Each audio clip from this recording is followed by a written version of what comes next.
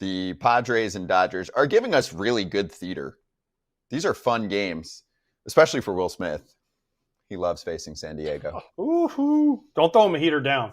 Do not throw Will Smith the fastball down. He almost got him, and then he got him. Was that a change? Whatever it was, don't throw him anything down, maybe. Suarez throws like 98% fastballs, and he freaking hammered a changeup after he hit a dinger foul. Nobody hits a dinger foul, then a dinger homer. Will Smith is unconscious right now. The whole season. You're right. So his line against the Padres, 9 for 17, 3 homers, 2 doubles, 7 RBIs. This season. Better question is, why is Dalton Rushing starting at all? Like, let's just roll with Will Smith every game against the Padres. Kratz's favorite word. 2 words. Wait. Let him play. Load. Load management. Yeah. I mean, he went oppo, too. Telling you. I think it's the most underrated underrated player this season.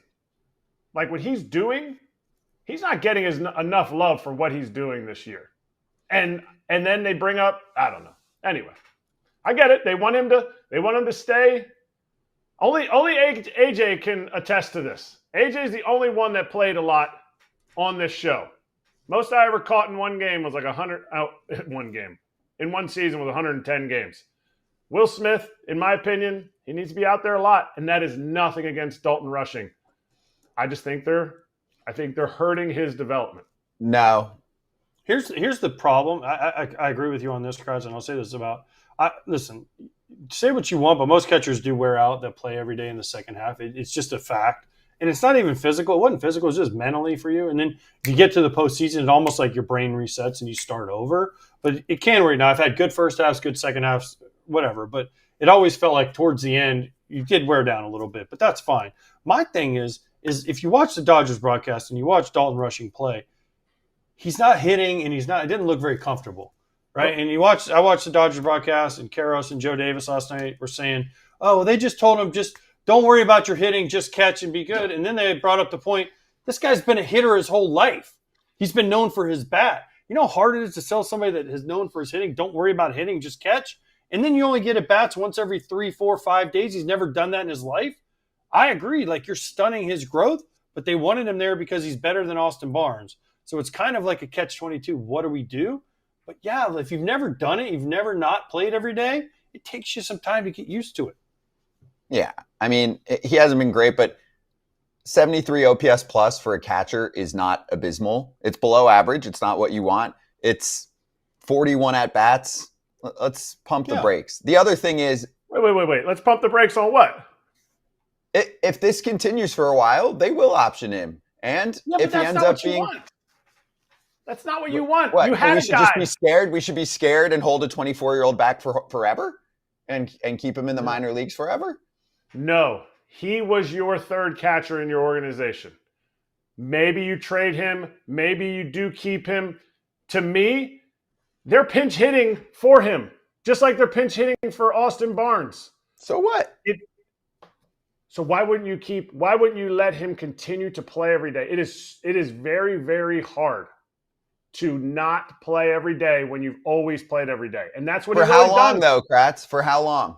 How long does he have what? to play every day and rake in the minor leagues before he's allowed to play in the major leagues?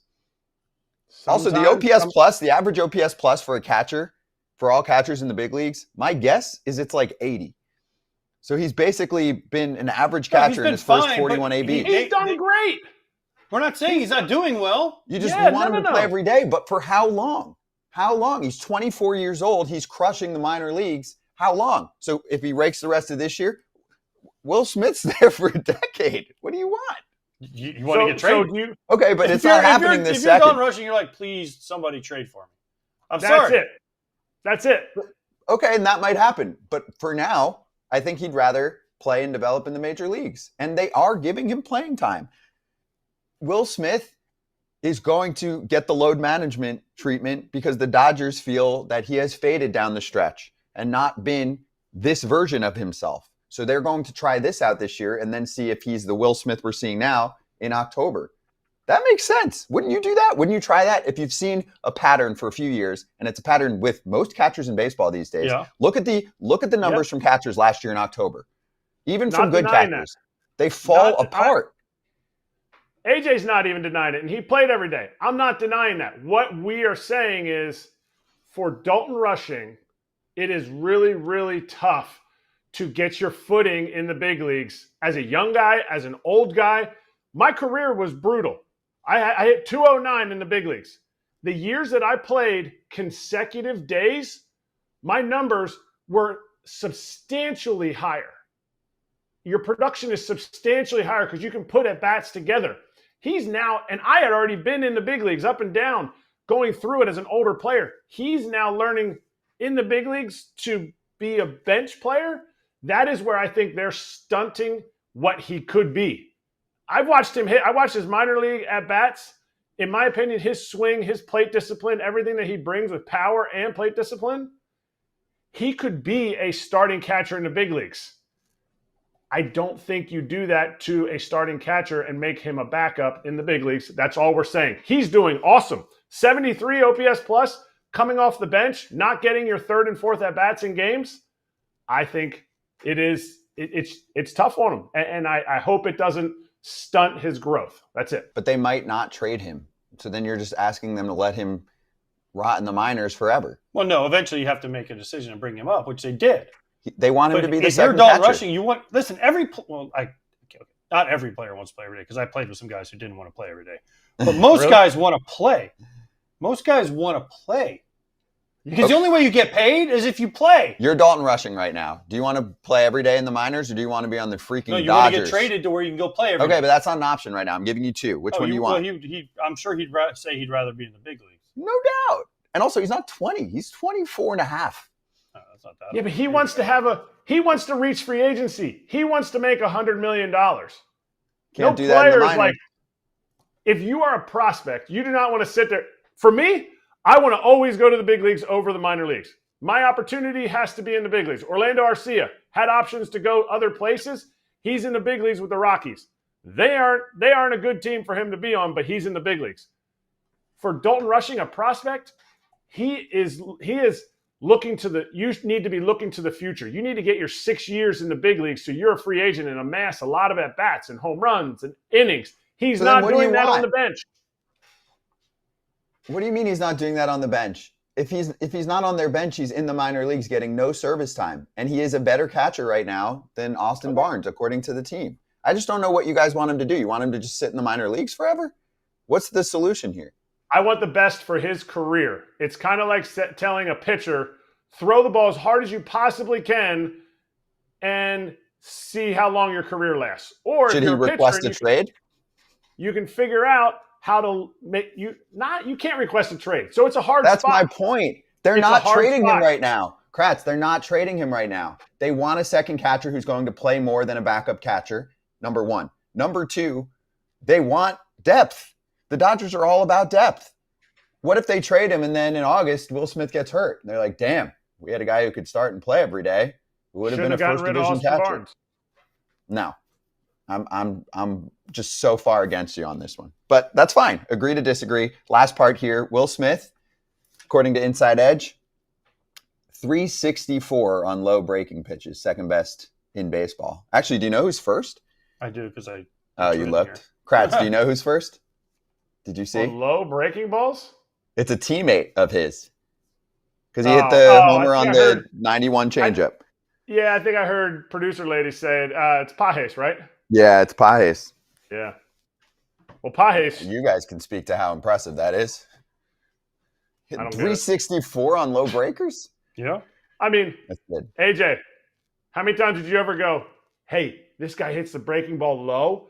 Let's go slider. Let's throw it high. Let's hang one. You use that to your advantage. You know how you do it? You start a breaking ball in the zone and have it break down and get him to swing at it. Attack him east-west. Yeah. Right. Attack him down. No, attack him down because he hammers the ball down in the zone. So to me, then I'd look for his chase zone. If he probably chases middle down, like I think that changeup right there by Suarez was probably trying to bounce it since he throws 89% fastballs. He's probably trying to bounce the changeup And that's where you get the chase zones, unless he chases away. But I know Will Smith has good plate discipline off. He's more of a chase down guy. So that's where you try to expand off of it. You don't not throw it. Last part overall in this series. First of all, Pages got hit. Machado staring down a little. It's fun. It's been good theater. Yeah, it's good theater. Is this a statement series for the Dodgers because they're not even close to full strength? Okay, fine. No, Actually, it's a the statement Padres series aren't where either. The Padres need help. Right. Mm. On And offense. It's more to me the fact that the Padres need help. Whether it's Michael King, Yu Darvish coming back, the Padres need help. And A.J. Preller, that's to me is the story. They need a batter too. They need a bat and they need some pitching help because their bullpen has been getting whacked too. Yeah. Okay. Good series. Good litmus You think test. they need a bat? You think they need a bat over? I mean, I felt like this series was an SOS for their pitching. Their bullpen was just, they would lose games their best pitchers were throwing. Like they were coming in one-run games that they're already down. It just, they need starting pitching. They need it. You lose 3-2, you need a bat.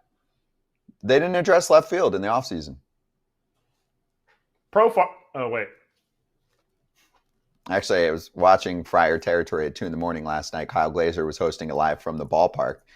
And I was like, hot take. Braves trade Profar back to Padres. I know that he's not postseason eligible, but you got to get there. Why not? I think it's a fun hot take. Nick Castellanos, the next Padre. Ooh. I would take that. That would be fun. Hey, everybody. Be sure to like and subscribe for more content. We're back here every weekday, all year long, so do not miss an episode. The videos are coming in all day. Here's another video you might enjoy. Baseball the way it should be covered.